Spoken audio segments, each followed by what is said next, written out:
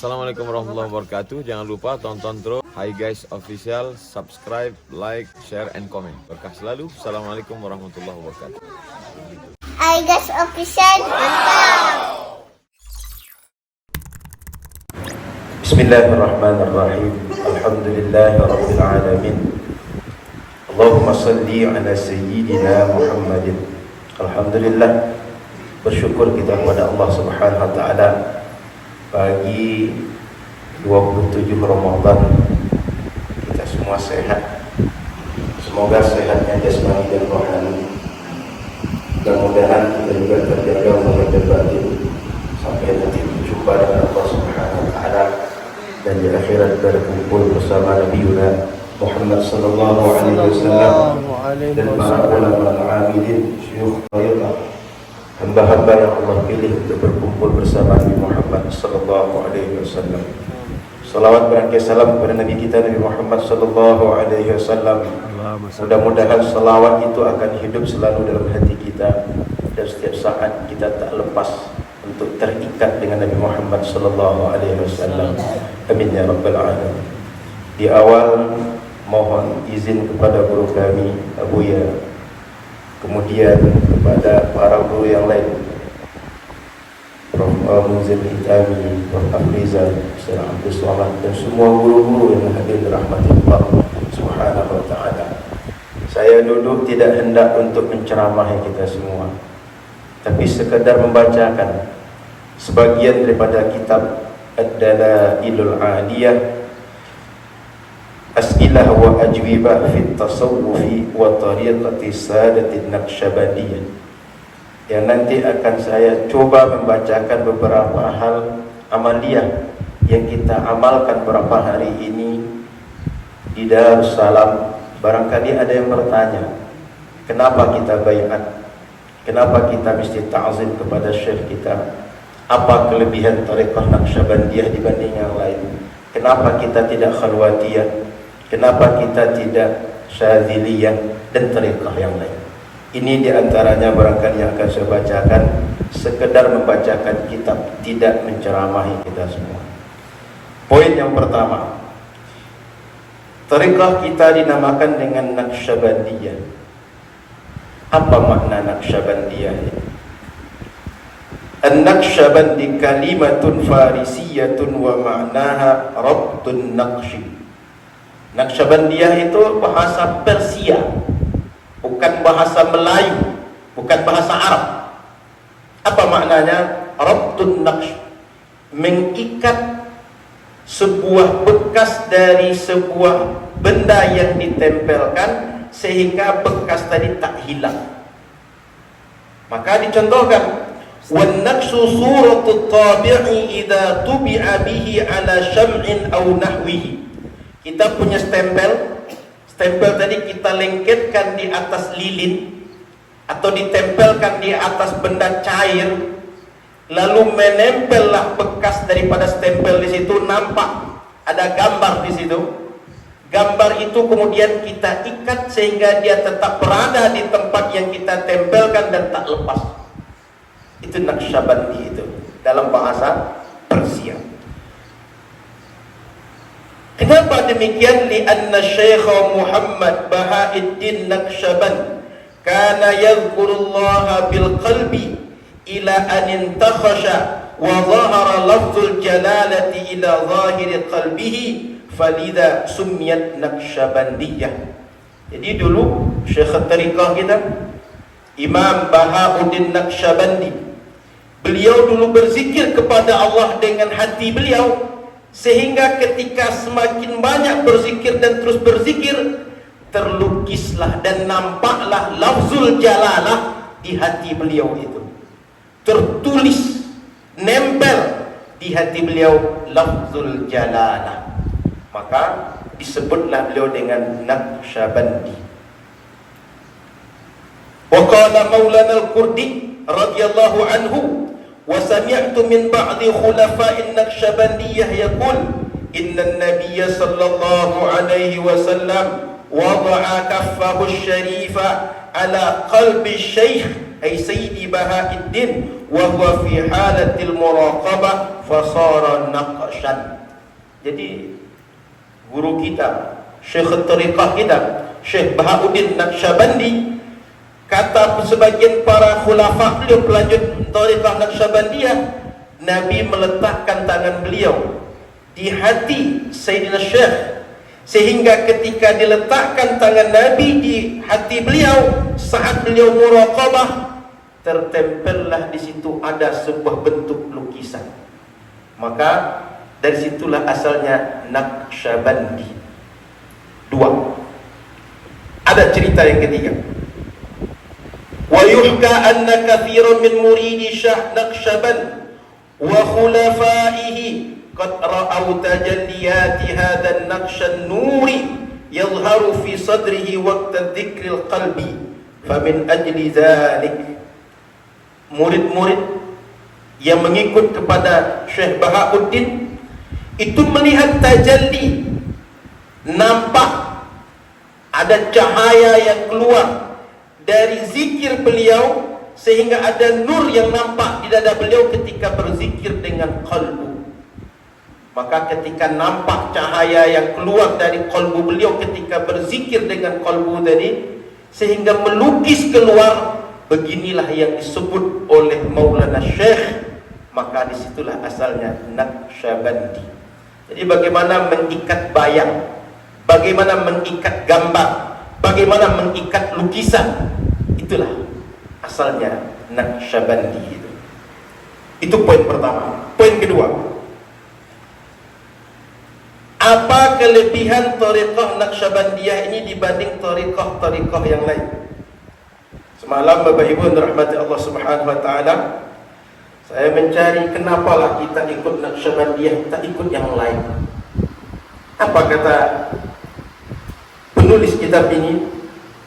Wa yumkinu al-qawlu ijmalan li wad'i an-niqati 'ala al-huruf anna at-tariqah an-Naqsyabandiyah tatamayyazu an ghairiha min at-turuq as-sufiyah fi 'iddati umur. Ada berapa kelebihan?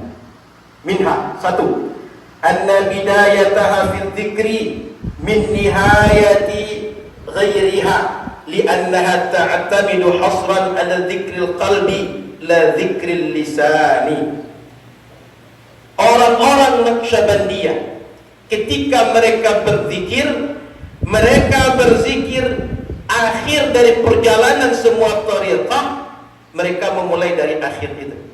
Sementara tariqah apabila berzikir dimulai dari lisan, berujung dari hati. Naqsyabandi memulainya justru dari hati, nanti muncul kepada lisan.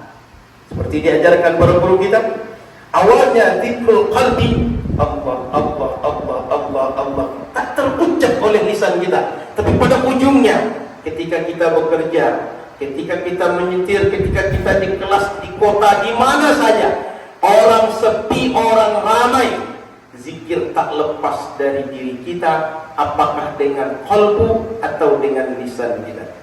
Jadi zikir Naqsyabandi ini memulai dari akhir perjalanan semua tariqah. Maka ini satu kelebihan. Yang kedua, wa minha anna tariqah sadah an-Naqsyabandiyah yakmunu fil akhdhi bil azimah hasbal istita'ati wal ijtinabi nihaiyan an tatabbu'ir rukhas. Orang-orang Naqsyabandiyah ketika berzikir mengambil al-azimah, bukan rukhsah. Mengambil zikir yang pokok, bukan yang merupakan dispensasi atau keringanan. Zikir yang pokok itu wusulul abdi ila rabbih, tersambung hati kita selalu hidup bersama Allah Subhanahu wa taala. Naqsyabandiyah mengambil yang pokok, dia tak sibuk dengan yang cabang, tak sibuk dengan yang dispensasi atau yang lain-lain. Jadi kita ini langsung ke jantungnya, langsung ke pangkalnya. Itulah kelebihan Naqsyabandi. Yang ketiga, wa minha anna tariqah sana Naqsyabandiyah ibaratun an at-takamul alladhi la yaqbalu al-infikaka bain al-aqidati as-sahihah inda ahli sunnah wal jamaah wa humul maturidiyah wal asyairah awwala wa bainal iltizam at-tam bi ta'alim asy-syari'ah tibqan li ahad al-madahib al-arba'ah thaniyah wa bain at-tathabbut bi maqam al-ihsan thalitha. Tariqah Naqsyabandiyah ini adalah satu kesatuan dari beberapa unsur yang tak bisa dilepaskan, tak bisa dibagi-bagi, tapi dia satu kesatuan dari ikatan yang kuat dan saling mengikat, tiga ikatan. Apa dia yang tiga itu? Pertama, bahwa tariqah Naqsyabandiyah mesti dibangun dengan akidah yang sahih, yaitu akidah Ahlus Sunnah wal Jamaah. Kalau kita di Indonesia Ahlus Sunnahnya ikut Imam Abu Hasan Al-Asy'ari. Imam Abu Hasan Al-Asy'ari ciri yang khas akidahnya ketika ma'rifat kepada Allah, mengenal Allah Subhanahu wa taala, kita mengenal dengan sifat 20 yang wajib, 20 yang mustahil, 1 yang jaiz. Saya lebarkan sedikit. Dari mana asal sifat 20 ini? Sifat 20 ini Bapak Ibu asalnya adalah manusia bila meyakini sesuatu, sumber yakinnya ada 3. 1, hissi, indranya. Saya yakin bahwa Bapak Ibu semuanya sedang capek, nampak orangnya mengantuk. Saya yakin Bapak Ibu sedang serius, menengok tajam ke saya. Saya yakin ruangan ini bersih, nampak oleh saya. Saya yakin ruangan ini sejuk, terasa oleh kulit saya. Sumber pertama indra. Yang kedua, khabar, berita, informasi. Asal orang ke Rokan Hulu lewat ke Kabun, lewat di Saran berjumpa dengan Darussalam. Asal orang datang ke arah lewat jalan lintas tengah ini, begitu nampak di pinggir jalan pesantren dan masjid, mereka tahu ini Darussalam. Tak ada orang tak bercerita ini Darussalam. Sehingga karena cerita orang meskipun tak pernah ke Darussalam, yakin kita ini Darussalam. Yang ketiga, akal. Kok batanya orang itu Ustaz itulah babi ni atau alun? Kamu nak tahu ada yang ragu kan? Jawabannya 3. 1, pasti sudah berbini. 2, pasti belum berbini. 3, bisa ala babini, bisa alun. Nampaknya Pak? Ambo alun sampai 40 gini nih. Alaji. Jadi secara akal, kalau orang bertanya pasti iyo, pasti tidak, bisa iya, bisa tidak. Maka dalam ma'rifat kepada Allah Subhanahu wa taala secara indera tak bisa. Tak mungkin kita melihat mendengar langsung Allah Subhanahu wa taala. Tinggal 2. Khabar 1, Al-Quran dan Sunnah, akal 1. Maka ketika kita meraja sifat 20, pasti ada dalil naqli, ada dalil akli. Apa dalil Allah bersifat wujud? Ada makhluk. Karena tak mungkin ada angin, tak ada kipas yang memutarnya. Tak mungkin ada cahaya, tak ada lampu yang mengeluarkan cahaya. Kemudian khabar, Al-Quran dan Sunnah, tinggal 2. Nah, ketika mengkaji hukum akal tadi, ada pasti iyo, pasti tidak, bisa iya, bisa tidak. Itulah disebut oleh ulama akidah, yang pasti iya wajib, pasti tidak mustahil, bisa iya, bisa tidak jaiz. Maka sifat Allah ada sifat wajib, ada sifat jaiz, mustahil, ada sifat jaiz. Yang wajib pasti ada pada Allah 20, pasti tidak ada 20, 1 yang jaiz. Pada Nabi 4 yang wajib, 4 mustahil, 1 yang jaiz. 20 tambah 20 tambah 1, 41. 4 tambah 4 tambah 1, 9. 21 tambah 9, 50. Ikalah akidah khamsin, akidah 50. Sifat Allah, sifat Rasul sallallahu alaihi wasallam. Maka orang kalau betul memahami akidah yang 50, betul syahadat asyhadu an la ilaha illallah wa asyhadu anna Muhammad Rasulullah sallallahu alaihi wasallam. Jadi Naqsyabandiyah akidahnya akidah Asy'ari, Ahlus Sunnah wal Jamaah. Maka sejak dahulu para ulama kita, syekh kita tariqah Naqsyabandiyah menjaga betul bahwa amaliyah kita mesti sesuai dengan sunnah, tidak boleh ada bid'ah. Bapak Ibu, tak benar kalau Tariqah Naqsyabandiyah ada bid'ah di dalamnya. Bapak Ibu rahmati Allah Subhanahu wa taala, kalaulah sempat Buya menjelaskan panjang lebar tentang apa yang kita buat ini, beliau akan ceritakan ini asalnya, guru kita menjelaskan. Ini Al-Qur'annya, ini hadisnya. Cuma sayang kita hanya 4 hari, 3 hari, ada yang 1 malam itu. Jadi kalau nak kajinya lengkap 40 hari pun tak cukup. 40 hari itu kalau bisa setiap tahun, sehingga jelas setiap kaji itu dari mana Al-Quran dan Sunnah. Saya keluar sedikit lagi. Bapak Ibu rahmati Allah SWT, orang Melayu, orang Nusantara mesti yakin setiap amal yang kita buat hari ini berdasarkan Quran dan Sunnah. Tidak Wahabi saja yang Quran Sunnah ada. Kita Al-Quran dan Sunnah. Dari mana dasarnya? Al-Quran dan Sunnah itu adalah wahyu, sumber syariat.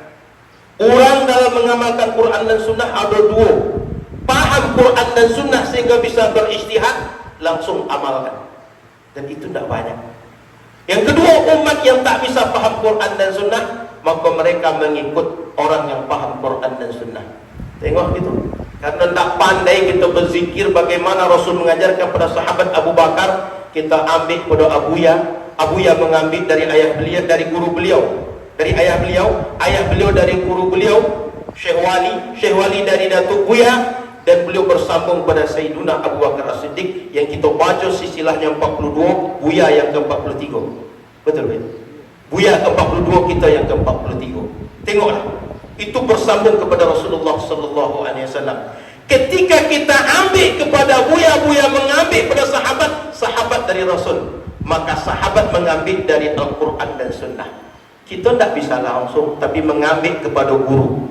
Selama orang mengambil kepada orang yang berilmu, selama kita bertanya kepada orang berilmu, maka amaliyah kita sesuai Al-Quran dan Sunnah. Ini kan orang Melayu bertakwik, kalian amalkan tak sesuai Quran dan Sunnah, kata orang Wahabi. Mereka aja sesuai Quran dan Sunnah. Aku bertanya, iya juga ya. Tak tahu apa dalilnya mengangkat tangan ketika sembahyang. Tak tahu dalilnya apa zikir khafi, zikir dengan suara dan segala macam. Karena kita tak mengkaji dalil, sebab kita bukan ahlinya. Kalau boleh hamba bertanya dengan Bapak Ibu, kalau ada menu berbuka, menu sahur tinggal santap, yang satu lagi dikasih pucuk ubi tapi mentah. Ini periuk, ini pucuk ubi, ini air, ini kompor, ini tungku, masaklah lalu makan. Lebih suka yang mana? Tinggal santap atau yang mentah? Tinggal santap, Pak. Memang begitulah. Karena yang mentah itu makanan para alim. Kalau makanan-makanan itu adalah untuk para chef yang ahli, untuk tukang masak yang ahli. Untuk kita tidak pandai kita mengelola. Maka begitu pun ketika berobat ke dokter, tidak pernah bertanya gitu, ikut paracetamol kok berasal dari apa? Daun pucuk keliki atau pucuk ubi ke? Atau daun kelidi atau daun bayam? Tidak pernah bertanya. Tapi percaya, kata dokter, minum 3 kali sehari sesudah makan, jangan sebelum makan. Itu pun karena tak bertanya, kenapa sesudah makan dan sebelum makan? Kenapa? Percaya dengan dokter. Kalau bisa kita ini percaya dengan ulama kita, dan kita yakin itu berasal dari Quran dan Sunnah. Buktinya, Buya punya silsilah sanad bersambung pada sahabat Abu Bakar kepada Rasulullah sallallahu alaihi wasallam. Jadi itu kedua kelebihan Naqsyabandiyah Ahlus Sunnah. Yang ketiga, bahwa tariqah Naqsyabandiyah bainat tathabbuti bi maqamil ihsan. Kita kokoh dengan derajat ihsan. Jadi kemarin dijelaskan oleh Ustaz Abdul Samad bahwa Islam ini ada iman, ada Islam, ada ihsan. Al-Quran dan Sunnah itu ketika dikaji para ulama, produknya 3. 1 keyakinan, 2 amal, 3 akhlak. Keyakinan dalam akidah, amal dalam fikih atau syariah, dan akhlak dalam tasawuf, atau satu di antara tasawuf itu adalah suluk yang kita amalkan. Maka Bapak Ibu rahmati Allah Subhanahu wa taala, akidah Naqsyabandiyah fokus untuk iltizam tatsabbut dengan ihsan. Yang itulah yang diajarkan Nabi kepada para sahabat, sehingga ajaran Naqsyabandiyah berasal dari Rasul sallallahu alaihi wasallam. Ikut sampai jam berapa ya? Sampai sudah. Ambo tambah seketik lagi. Ikut satu poin dulu, kenapa Naqsyabandiyah dan apa kelebihan Naqsyabandiyah. Ambo bacakan seketik lagi. Orang mungkin bertanya, orang Sufiyah itu atau Tariqah itu kok berlebih-lebihan kepada guru mereka? Tidak berlebihan. Ambo bacakan. Uttuhimat as-sufiyatu bil ghuluwi fi masyayikhihim fama raddu fadilatukum. Kata mereka, orang-orang tasawuf ini berlebihan dalam menghormati guru mereka. Apa jawabannya?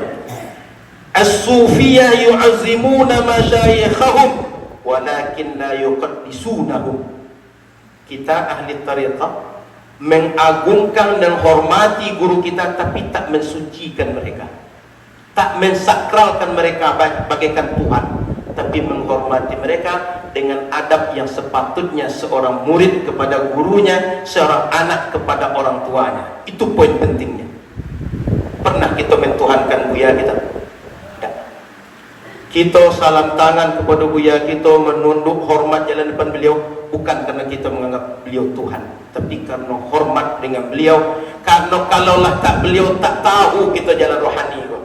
Kalaulah karena beliau, tak terbuka hati ini untuk terhubung dengan Allah Subhanahu wa taala.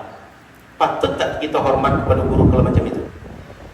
Itu sebabnya dalam tariqah, dalam menuntut ilmu, diajarkan beradab kepada guru. Poinnya itu. Bimakna annahum la yansibuna ila al-masyayikh ma la yaliqu bihim fi nazar asy-syar'i kal qawli bil ismah wal ibadah. Jadi gitu. Kepada guru kita selalu menjaga yang sesuai dengan syariat, yang boleh oleh syariat kita lakukan, yang tak boleh tak kita buat.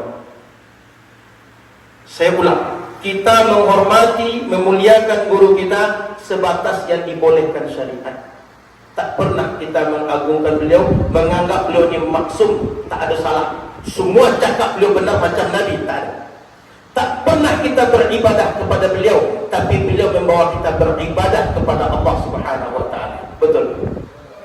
Ini kita saksi ini, bahwa buya kita tak pernah mengajak kita ibadah kepada beliau, tapi beliau mengajak kita, mengajarkan, membimbing kita, memperhatikan kita beribadah kepada Allah. Itu benar atau salah? Aku Bapak Ibu dirahmati Allah. Nanti kalau ditanya orang, kalian kok berlebihan pada guru kalian? Tak, kami tak berlebihan. Begitu juga kepada Nabi Muhammad SAW. Kalau kita berselawat sampai kita mahadul qiyam berdiri untuk berselawat pada Nabi Muhammad, tidak berlebihan. Kenapa? Kalau adab tak ada batas, kalau aturan syariat ada batas. Maka Bapak Ibu, berdiri kita ketika Nabi Muhammad disebut namanya, berselawat dengan mahadul qiyam, tak berlebihan kepada Nabi Muhammad SAW. Saya kira itu tentang adab kepada syekh. Sehingga Bapak Ibu pandai kita menjawab nanti insya-Allah. Yang ketiga, kenapa kita berbaiat kepada guru kita? Apa guna baiat itu? Apa makna baiat itu? Al-bai'atul mutawaritha baina sufiyah ala wujuh. Baiat yang ada para ulama tasawuf ni ada beberapa hal. Satu, bai'atut taubati minal ma'asi. Baiat kita taubat dari maksiat. Bapak Ibu niat taubat dari maksiat atau maksiat tadi? Taubat. Maka Bapak Ibu, bentuk baiat pertama, janji kita pertama, kita meninggalkan maksiat, kita kembali kepada Allah. Itu pertama baiat. Yang kedua, bai'atut tabarruki fi silsilatis salihin. Yang kedua, kita baiat kepada guru kita untuk masuk kepada silsilah orang-orang saleh. Bapak Ibu, kalau ikut sedunia dianggap orang baik, orang saleh, Bapak Ibu ingin dianggap bersama orang baik atau bersama orang tak baik? Kita mengambil berkah, semoga kita ini digolongkan kepada orang-orang yang baik, yang saleh menurut Allah. Itu baiat kita yang kedua itu dalam tasawuf, dikenal oleh para ulama. Yang ketiga, itu sama dengan sanad hadis kalau mereka.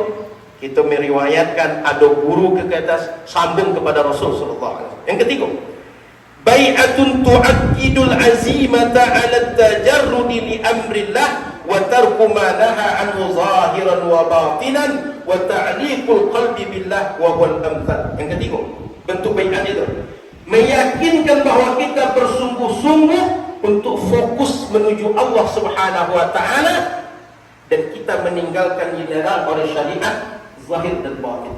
Sehingga kita semua mengikatkan, menggantungkan hati kita hanya kepada Allah melalui guru kita tadi. Jadi kita berjanji kepada Allah melalui guru kita, guru, saya berbaiat ini adalah berjanji saya akan selalu bersama Allah. Cuba awak tanya, apa kata Buya ketika baiat kata? Apa kata awak kepada Buya? Saya terima amalan ini dan saya amalkan. Betul. Bahwa ajaran yang Buya bawa kepada kita berujung kepada Sayyidina Abu Bakar mengambil dari Rasul, lalu beliau serahkan. Ikut amalan yang kami dapat dari guru kami, kami serahkan kepada kalian wahai orang-orang yang hendak menuju Allah. Mau tak terima? Apa kata kita? Kami terima Buya, kami amalkan. Sehingga baiat kita berjanji kepada Buya bahwa ilmu yang Buya lanjutkan sampai kepada kami ini, kami berjanji Buya akan mengamalkan ilmu Buya karena ilmu ini berasal dari Rasul sallallahu alaihi wasallam. Kira-kira baiat itu salah atau benar? Benar. Jadi jangan ragu lagi berbaiat. Kalau ada orang bertanya baiat itu berjanji setia untuk taat kepada Allah. Itu saja. Cuma kan tak mungkin awak basuh ya Allah langsung, ya Allah hamba taat. Bisa. Maka melalui Buya kita berjanji kepada diri kita untuk taat kepada Allah Subhanahu wa taala. Kalau ditanya dalil, banyak dalil. Hamba baca satu saja sebagai penutup kaji gini. Karena kalau panjang warna, hamba takut juga habis kaji sebenarnya.